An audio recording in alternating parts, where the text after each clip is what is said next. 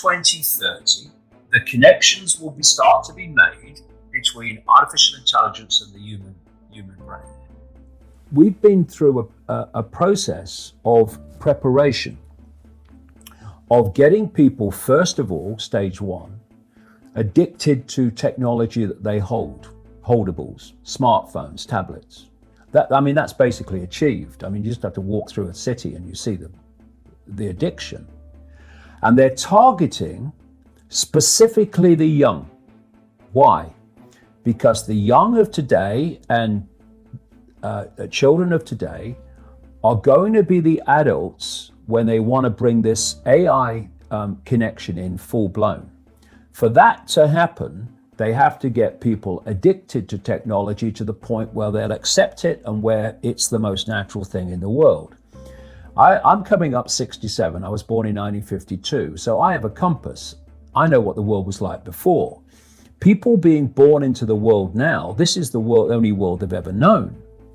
And so, they don't have that compass of what the world was like before. But this is the world and technology, and this is how it works. And I know from the time I've lived just how recent this is and how fast it's come in, like out of almost nowhere.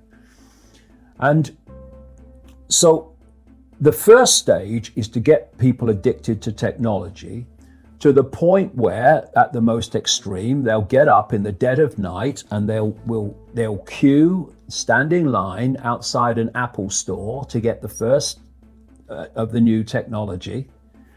And what they want eventually, and not too distant into the future, is people basically lining up to be connected to AI. In the same way that people in Sweden now are having parties to celebrate someone being microchipped, right? This is all this connects. So the next stage, because the idea is to get in the body, the next stage is to get on the body. So we went from just holdables, we went to wearables, we went to Bluetooth and Google Glass and Apple Watches and all these other gadgets that go on the body now. Even what they call electronic tattoos that are basically microchips on the skin. And the next stage is to go in the body, which is already starting in places like Sweden. And the idea is to take this on, and people like Ray Kurzweil, who is a Google executive. Google and Facebook are really at the cutting edge of this stuff. People think it's a social media operation only or a search engine only. No. This whole Google group now, which is given the name Alphabet, are absolutely at the cutting edge of this whole AI technology. So is Amazon. Amazon's got contracts worth hundreds of millions of dollars with the CIA and the Pentagon for cloud services and stuff. Yeah, they have massive data services. Massive, yeah. Consumers don't see. So the idea is to take this on. And what Kurzweil is saying, and he claims an 80% success rate in his predictions of incoming technology and when it will come in. But, if you know when it's going to come in, then you've got a great chance of predicting it. It's like if you know when a stock market's going to fall because the people you are connected to are going to make it fall, well, you're going to get out just before it falls. And you're going to get in just before you know they're going to push it up. You don't have to be, Nostradamus if you know the script. But anyway, if this was his agenda, maybe he shouldn't tell us. Yeah. Or is it so clever that he's telling us? No, this is why he's telling us. It's the sales pitch. Okay. The sales pitch, and this is why they're being... We have the illusion of choice that we're going to be a part of it. This is the sales pitch, and this is why they're telling you. The sales pitch is when we connect to artificial intelligence, we'll be superhuman. That's what the sales pitch is. That's his sales pitch. Right. That's going Siri, to be the sales pitch. Alexa, all these things. Yeah. Well, I'll come to them in a second. They're very, very interesting, very important. Okay. So what you've got is the idea that connect to AI and you'll become superhuman intelligent. No, you'll become subhuman intelligent. You'll become a vehicle for artificial intelligence. And whoever controls artificial intelligence will control every the perceptions of every mind that it's connected to. And that's the sales pitch, but then that's the reality of what it really means. Now, if you're going to make a physical connection with AI, you're not going to do that on a mass scale until you've made a psychological connection. And there is a process, a psychological process, which is known as preemptive programming. Preemptive programming is this. You're going to usher in a world that is so different, so dramatically different to what anyone's been used to, that you're going to have an obvious resistance purely by the chasm of difference between the world people are used to and the world you're taking them into. A resistance that says, hold on a minute, you want to do what? What? So you prepare them for it through preemptive programming. You put out a stream of movies out of elite-controlled Hollywood. You put out television programs, you put out books, you put out all these things that basically portray the world you want to take people into.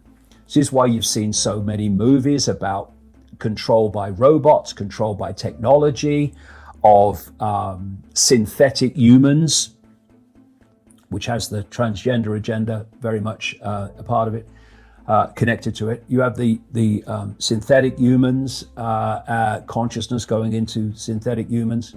You have the dystopian society being portrayed and betrayed and betrayed. And what that's doing, it's making the subconscious, to an extent the conscious mind, familiar with the world you want to usher in.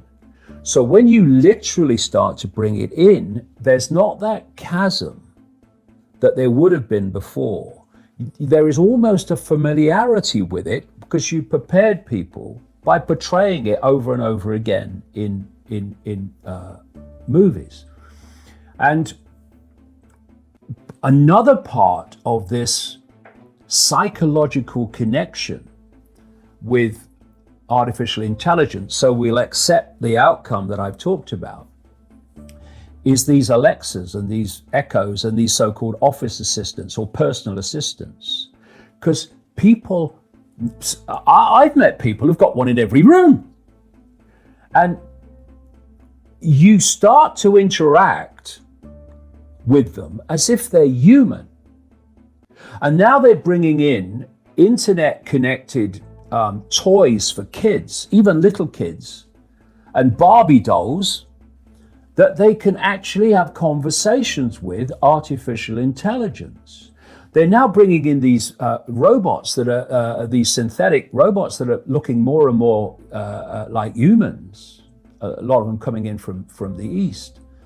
And this is a whole psychological process of familiarizing us with artificial intelligence, to getting people to interact with it until it becomes the most natural thing in the world. Well, is this a positive thing? What if it makes us live better lives? Could it be? Well, if you want to use artificial intelligence to make things happen in a more efficient way, well, there's an argument for that. But that's not an argument for connecting AI to the human brain and the human perceptual processes, so that artificial intelligence becomes those processes. And I'm not just saying that. Ray Kurzweil says this, that by 2030, the connections will start to be made between artificial intelligence and the human brain. And the human brain will be connected to what he calls the cloud. Another name for this is the smart grid, basically to artificial intelligence.